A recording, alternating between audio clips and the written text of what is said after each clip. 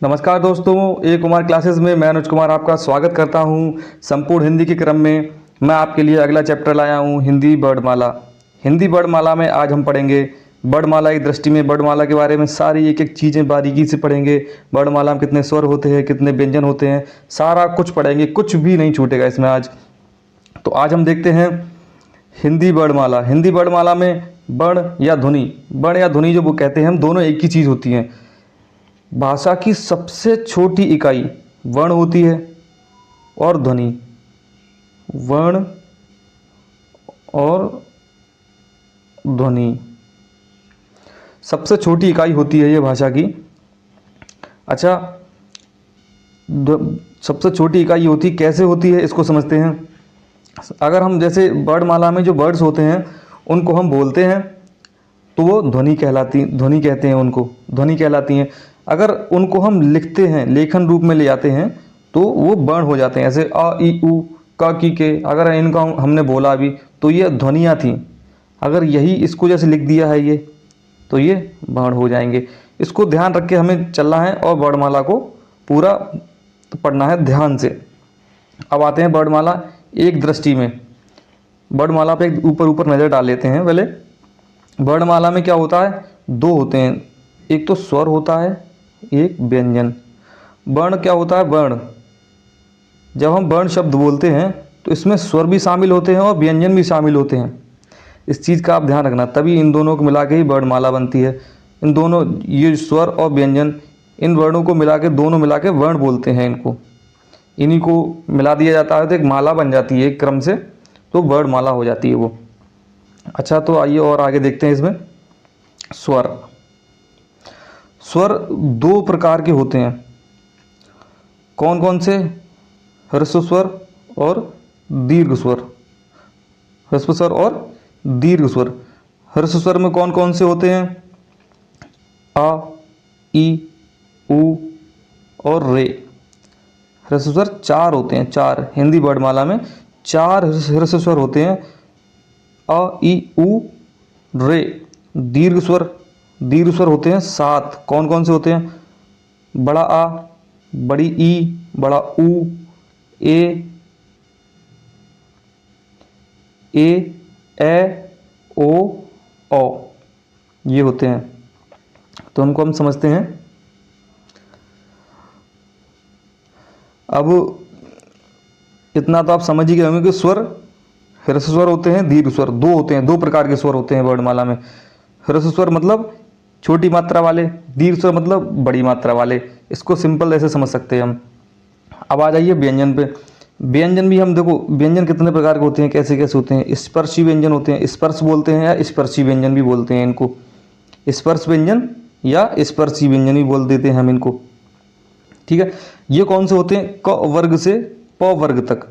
क वर्ग से प वर्ग का मतलब का वाली जो लाइन आती है वर्णमाला में, क ख ग घ ण च छ ज झ व, इस तरह से क्रम से प वर्ग तक, प फ ब भ, इस तरह से पूरा जो क्रम आता है वो वर्ग बोला जाता है। तो क वाली लाइन का क वर्ग हो गया, प वाली लाइन का प वर्ग हो गया, ठीक है। इसको आप समझ सकते हैं। अब ये भी इसी में आ जाता है, ट ठ ड ढ ण। तो ये जो हैं इनको अभी हम समझाएंगे अलग से।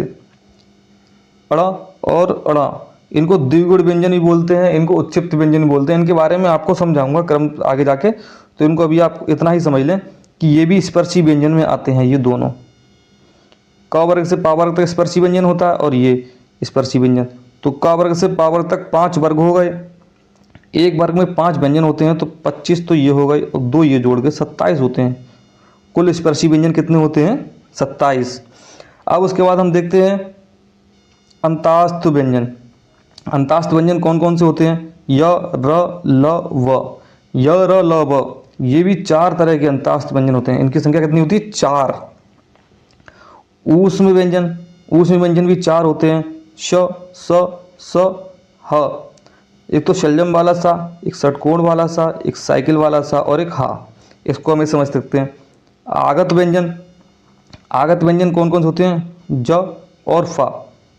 ये है तो हिंदी वर्णमाला के ज और फा, इन पे नुक्ता लगा दिया गया। नुक्ता का मतलब होता है एक ये बिंदी लगा दी गई है साइड में, नीचे इसको नुक्ता बोलते हैं। इसीलिए ये दूसरी भाषा से लिया गया है, इसलिए और भाषाओं से लेके इनको प्रयोग कर लेते हैं हिंदी में, इसलिए इनको आगत व्यंजन बोल देते हैं, आए हुए हैं दूसरी भाषा से इसलिए। अब संयुक्त व्यंजन ये भी 4 होते हैं, च, त्र, ज्ञ, श्र, 4 व्यंजन होते हैं। इनके बारे में भी हम आगे पढ़ाएंगे, इनको डिटेल में अभी हम पढ़ाएंगे नीचे। तो पहले आप इतना समझ लीजिए, स्वर, दीर्घ स्वर, दीर्घ स्वर, व्यंजन, स्पर्श व्यंजन, अंतास्थ व्यंजन, ऊष्म व्यंजन, आगत व्यंजन, संयुक्त व्यंजन, इतने प्रकार के व्यंजन होते हैं और इतने प्रकार के स्वर होते हैं। तो इसको हमें समझना है। अब नीचे देखते हैं, व्यंजनों की संख्या के बारे में थोड़ा जानकारी ले लेते हैं, व्यंजनों की और स्वरों की संख्या के बारे में थोड़ा, और धीरे धीरे समझते जाएंगे हम, गहराई में चलते चले जाएंगे। सबसे पहले स्पर्शी व्यंजन। स्पर्शी व्यंजन जो है, हम पहले मूल व्यंजन के बारे में देखते हैं। मूल व्यंजन कितने होते हैं? मूल व्यंजन होते हैं 33 और मूल स्वर 11। इसको आप याद कर लें, रट लें पूरी तरह से। मूल स्वर 11 होते हैं और मूल व्यंजन 13 होते हैं। मूल स्वर 11 और उनके 3 गुने ही होते हैं व्यंजन, जो मूल व्यंजन जो होते हैं 3 गुने होते हैं। अब इसमें और देखते हैं आगे, 33 हो गए ये मूल व्यंजन। 33 कैसे हो गए? 25 तो स्पर्शी व्यंजन हो गए ये वाले, क वर्ग से पा वर्ग तक 25 स्पर्शी व्यंजन हो गए। 4 अंतास्थ व्यंजन को भी इनमें जोड़ा जाता है, य, र, ल, व, ये वाले अंतास्थ व्यंजन के। उसके बाद 4 ये जोड़े जाते हैं ऊष्म व्यंजन, ऊष्म व्यंजन ये वाले 25 और 4 और 4 मिला के 8 ही हो गए, टोटल 33 हो गए। तो आपके 33 कितने मूल व्यंजन होते हैं। इसी प्रकार से आपके मूल स्वर भी होंगे।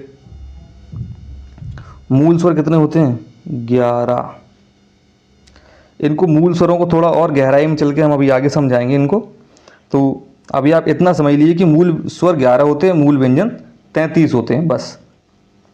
अब थोड़ा और समझ लेते हैं, कुल टोटल की संख्या समझ लेते हैं इनकी। वर्णमाला में कितने टोटल व्यंजन होते हैं और टोटल कितने कुल स्वर होते हैं।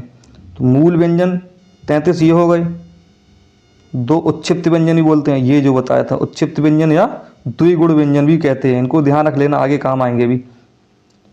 4 संयुक्ताक्षर भी कहते हैं इनको, या संयुक्त व्यंजन भी कहते हैं इनको।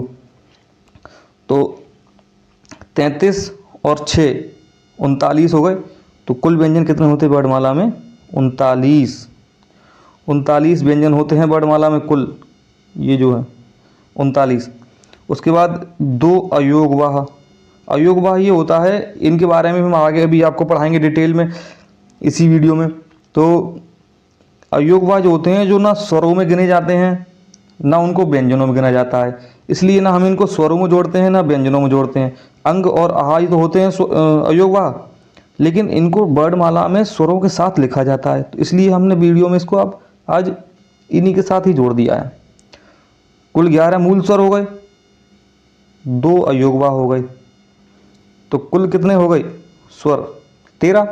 मूल स्वर 11 हैं, लेकिन टोटल स्वर कितने होते हैं वर्णमाला में? 13। ठीक है, 11 और 2 13। इसी तरह से 39 ये व्यंजन हो गए थे। इन सबको जोड़ देंगे तो 52 हो जाएंगे। टोटल संख्या वर्णमाला में 52 वर्ण होते हैं। अब हम इसको आगे और देखते हैं, समझते हैं। उच्छिप्त व्यंजन। उच्छिप्त व्यंजन अभी मैंने बताया था, इनको द्विगुण व्यंजन भी कहते हैं, ड़ और ढ़। उच्छिप्त व्यंजन क्यों कहते हैं इनको, ये भी समझ लेते हैं हम अभी। जीभ ऊपर उठकर मूर्धा को स्पर्श करके झटके से नीचे आए उच्छिप्त व्यंजन होते हैं। इन दोनों व्यंजनों को बोलने में, जब हम कहते हैं अड़ अड़ बोल दिया, अगर आप बोलेंगे तो जीभ पहले आपके मूर्धा ऊपर लगेगी, जाके झटके से नीचे आएगी। जीभ उच्छिप्त होती है इनके बोलने में, इसलिए इनको उच्छिप्त व्यंजन कहते हैं। तो आइए अब देखते हैं वर्ण विचार। वर्ण विचार, वर्णों पर थोड़ा विचार कर लेते हैं। उससे पहले हम इसको ध्यान में रख लें थोड़ा। भाषा की सबसे छोटी इकाई ध्वनि या वर्ण। ध्वनि क्या होता है? कथित रूप होता है। जब हम उसको बोलते हैं मुंह से तो कथित रूप होता है। वर्ण क्या होता है, लिखित रूप होता है। जब उसको हम लिख देते हैं तो वो लिखित रूप हो जाता है, तो वर्ण कहते हैं। स्वर, ये जो स्वर हैं कितने हैं, 11 हैं। ये 11 जो है मूल स्वर हैं, मूल स्वर 11 क्या है, मूल स्वर। अब ये देख लेते हैं इनको, अनुस्वार और विसर्ग। अनुस्वार कौन, अनुस्वार क्या होता है, अंग, विसर्ग आ। इन दोनों को क्या कहते हैं, अयोगवाह ध्वनियाँ। एग्जाम में आपसे इस तरह से पूछा जा सकता है कि अयोगवाह ध्वनियाँ कौन सी होती हैं, अंग आ, और भी ऑप्शन दिए होंगे, तो आपको देखना है कौन सा सही है। तो अंग या आ में से कोई मिल जाता है तो आपको वो लगाना है। तो अयोगवाह ध्वनियाँ कौन सी होती हैं, अंग आ। आपको बस इतना ही ध्यान रखना है अभी के लिए, बाकी डिटेल में आपको नीचे पढ़ाऊंगा। अयोगवाह क्यों कहते हैं इनको, किस कारण से इनको अयोगवाह कहा जाता है। अनुनासिका, अनुनासिक, ये भी देख लीजिए। अनुनासिक अंग, अंग की बिंदी, चंद्र बिंदी लगी होती है इस पे ऐसे। अनुनासिक मतलब चंद्र बिंदी लगी है इस पे, अ पे चंद्र बिंदी, अनुनासिक। ये पंचमाक्षर होता है, पंचमाक्षर। पंचमाक्षर आपको मैंने बताए थे, अभी आपको इसको नीचे और पढ़ाऊंगा। जो जितने भी वर्ग होते हैं, क वर्ग, कचट तप वाले जो वर्ग होते हैं, उनको जो 5वां होता है पंचमाक्षर होता है, उसी के रूप में इनको इसको देखा जाता है। अभी आपको समझाएंगे कैसे होता है। इसके बाद ये देखिए, उच्चारण के आधार पर वर्णमाला में कितने वर्ण होते हैं, 45। लेखन के आधार पर 52। ये मैंने आपको समझाई दिया है थोड़ी देर पहले अभी। 13 तो स्वर होते हैं, 11 मूल स्वर, 2 अनुस्वार और विसर्ग, अयोगवाह जोड़ दिए जाते हैं, तो 2 अयोगवाह जोड़कर 13 हो जाते हैं। इसी प्रकार 33 तो आपको ये बताए थे मैंने, 39, 39 जो थे आपके व्यंजन थे, टोटल मिला के 52 थे, अभी थोड़ी देर पहले समझाए थे। अब इसको देख लीजिए, उच्चारण के आधार पर 10 स्वर होते हैं, 35 व्यंजन होते हैं, ये आपको ध्यान रखना है। 10 स्वर में कौन से होते हैं, ये जो है ऐसे समझ लेते हैं इसको, ये 10 स्वर हैं। 10 स्वर में ये रे को हम निकाल देंगे मूल स्वरों में से, तो ये 10 स्वर बचेंगे उच्चारण के आधार पर, इतना ध्यान रखना आपको। अब इसके बाद समझते हैं आगत ध्वनियाँ। आगत ध्वनियाँ कौन सी हैं, अर्धचंद्र, अर्धचंद्र है आगत ध्वनियों में, और नुक्ता है। ये अर्धचंद्र अपनी हिंदी भाषा में नहीं था। जैसे डॉलर लिखा जाता है, डॉलर पे लगा होता है, डा के ऊपर लगा होता है, ये अर्धचंद्र इस तरह से, तो वहाँ से ले लिया गया है, ये दूसरी भाषाओं से आए हुए हैं, तो इसलिए इनको आगत ध्वनियाँ कहते हैं। बस सिंपल है, इनको ज़्यादा कुछ पढ़ना नहीं है। अब थोड़ा इस पर नज़र डाल लेते हैं, व्यंजनों पे कौन कौन से व्यंजन होते हैं, कौन से वर्ग को समझ लेते हैं। वर्ग ये होते हैं, ये क से लेके पा तक, क वर्ग, च वर्ग, ट वर्ग, त वर्ग, प वर्ग। इसको हम ऐसे याद कर सकते हैं क्रम से, क्रम याद रखना बहुत ज़रूरी है। कचट तप, कचट तप, कचट तप, कचट तप आप 7-8 बार बोलेंगे तो आपको रट जाएगा, कचट तप उसको बोल देंगे तो क वर्ग में क ख ग घ अण, च वर्ग में च छ ज झ अ, ट वर्ग में ट ठ ड ढ अण, त थ द ध न, प वर्ग में आपके प फ ब भ म। ये आपके एक वर्ग में 5 वर्ण होते हैं, हर वर्ग में 5 5 5 5, टोटल 25 होते हैं, और ये 5वां वर्ण होता है, इनको ही पंचमाक्षर बोलते हैं। इन पंचमाक्षरों के बदले ही अंग जो होता है इसका प्रयोग होता था। ये जो है पंचमाक्षर, अनुनासिक जो बोलते हैं इसको हम, अनुनासिक का प्रयोग इनके बदले भी किया जाता है इसमें।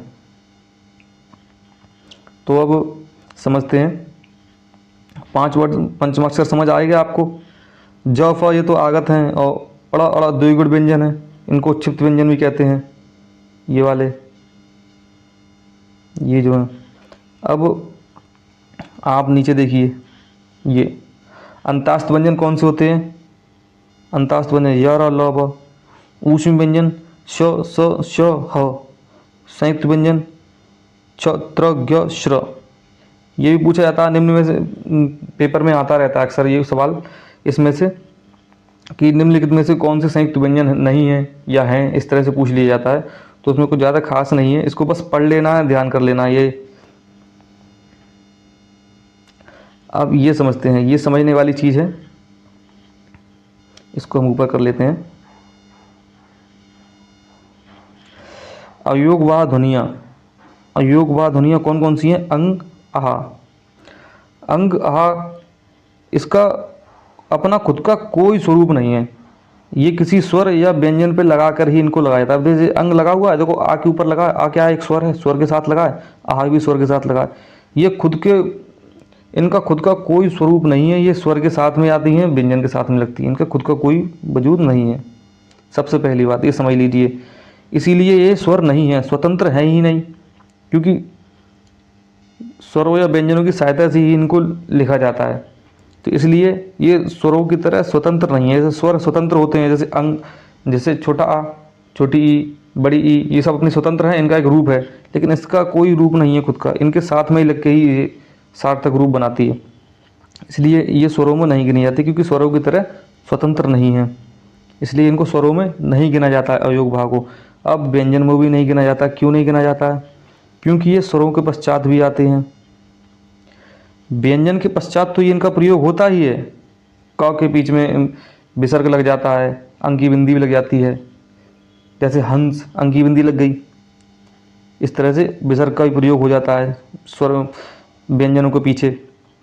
तो ये स्वरों के पश्चात भी आते हैं और व्यंजनों के पश्चात भी आते हैं, तो इसलिए ये व्यंजन की श्रेणी में भी नहीं रखे जाते हैं। ना ही स्वर हैं, ना ही व्यंजन है। यही कारण है कि इनको ना स्वरों में रखा जाता है, ना व्यंजनों में रखा जाता है। अब अयोग भाग क्यों कहते हैं? देखिए, अतः स्वरों एवं व्यंजनों दोनों से अयुक्त होते हुए, ये ना स्वरों से युक्त हैं ना व्यंजनों से युक्त हैं, दोनों से युक्त नहीं है, मतलब अयुक्त हैं। दोनों से अयुक्त होते हुए भी अर्थ का वाह करने के लिए, अर्थ का वाह करने के लिए, वाह मतलब अर्थ का वहन करने के लिए, अर्थ बनाने के लिए ये अनिवार्य हैं। ना स्वर होते हैं ना व्यंजन होते हुए भी अर्थ का वहन करने के लिए ये अनिवार्य हैं, इसलिए इनको अयोगवाह कहते हैं, इसलिए इनको अयोगवाह कहते हैं। इतना आप समझ गए होंगे अच्छे से। अब ये इसमें और अंतर समझ लीजिए, बहुत ज़रूरी है। अनुस्वार एवं अनुनासिका। अनुस्वार तो आपको पता ही चल गया है ना, स्वरों में गिना जाता है ना व्यंजनों में गिना जाता है, ना स्वरों में ना व्यंजनों में, इस ठीक है, अयोगवाह कहते हैं। अब अनुनासिक, अनुनासिक क्या होता है? ये अनुनासिक को पंचमा अक्षर के रूप में प्रयोग करते हैं इसका, ये व्यंजन होता है अनुनासिका, इसका भी कोई स्वरूप नहीं खुद का, लेकिन आ ऐसे लिखा जाता है, आ लिखते हैं हम, अंग इस तरह से लगाते हैं, तो अनुनासिका का प्रयोग इस चंद्रबिंदी लगा के हम कर देते हैं। तो पंचमा अक्षर की तरह इसका प्रयोग किया जाता है। जैसे इसकी जगह प्रयोग कर दिया, ये कहीं लिखा नहीं जाता है ज़्यादातर, उसकी जगह चंद्रबिंदी लगा देते हैं। जहाँ चंद्रबिंदी लगी हुई लगभग इन्हीं में से कोई एक वर्ण की जगह पे इसका नाम, इसको लिख दिया गया होगा। इसीलिए बस इतना ही ध्यान रखना, हमें इसको पंचमाक्षर और व्यंजन, ये व्यंजन है, पंचमाक्षर के रूप में प्रयोग होता है, बस इतना ही हमें ध्यान रखना, कुछ और कुछ खास नहीं समझना इसके बारे में। अब इसके बाद हम देखते हैं ये, इस क्रम को समझ लेते हैं। सबसे पहले सबसे छोटा, भाषा की सबसे छोटी इकाई कौन सी है? वर्ण या ध्वनि। भाषा की सबसे छोटी इकाई वर्ण या ध्वनि से मिलकर क्या बनता है? अक्षर। अक्षर से मिलकर बनता है पद, पद का मतलब शब्द, शब्द से मिलकर बनता है पदबंध, दो शब्द जोड़ दिए जाते हैं। पदबंध से उपवाक्य बनता है, उपवाक्य से वाक्य बनता है। अब ये समझ लीजिए, भाषा की सार्थक इकाई है वाक्य, इसका एक अर्थ होता है, कोई वाक्य होता है इसका एक अर्थ होता है सार्थक, जिसको हम समझ सकते हैं, इसलिए उसको भाषा की सार्थक इकाई कहते हैं। वर्ण या ध्वनि का कोई अर्थ नहीं होता।